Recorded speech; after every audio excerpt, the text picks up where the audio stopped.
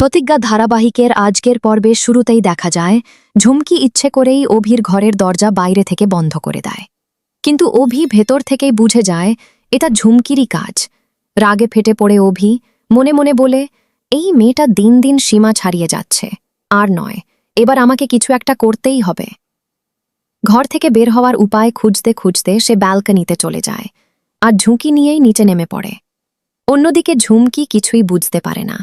সে নিশ্চিন্তে ভাবে, আজ সারাদিন তো অভি ঘরেই আটকে থাকবে।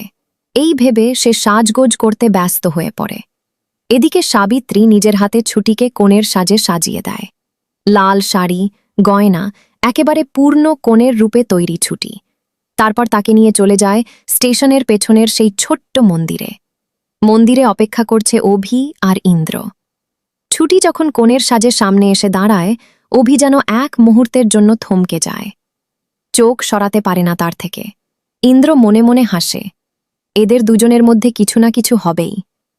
পুরোহিত মশাই তাড়া দিতে থাকেন, সময় নেই, দ্রুত শুরু করতে হবে।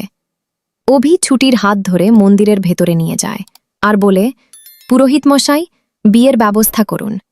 শুরু হয়ে যায় বিয়ের আচার। আগুন জ্বলে ওঠে, মন্ত্র পড়তে থাকেন পুরোহিত। কিন্তু ছুটি তখন অন্য জগতে। তার মনে শুধু একটাই চিন্তা, তার বাবাকে বাঁচাতে হবে। দূরে দাঁড়িয়ে সব দেখছে সাবিত্রীদি, চোখে তার জল। সে মনে মনে বলে, নিজের সন্তান না হয়েও কেউ এতটা করতে পারে? ছুটিকে না দেখলে বোঝা যেত না। এবার আসে 7 পাক ঘোরার পালা। পুরোহিত বলেন, উঠে পড়ুন, 7 পাক সম্পূর্ণ করতে হবে। ছুটি উঠতে যায়, কিন্তু হঠাৎ তার পায়ে মোচড় লাগে। ব্যথায় কেঁপে ওঠে সে। অভি তাড়াতাড়ি এগিয়ে এসে বলে, আপনি ঠিক আছেন? ছুটি ঠিক করে দাঁড়াতেই পারে না। হঠাৎই অভি তাকে কোলে তুলে নেয়।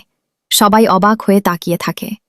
অভি ছুটিকে কোলে নিয়েই অগ্নিকে সাক্ষী রেখে একে একে 7 পাক ঘুরতে শুরু করে। মুহূর্তটা যেন থমকে যায়। দূরে দাঁড়িয়ে সাবিত্রীদি চোখের জল মুছতে মুছতে ভাবে, এই মেয়েটা কি কোনোদিন সত্যিই তার স্বামীর ভালোবাসা পাবে?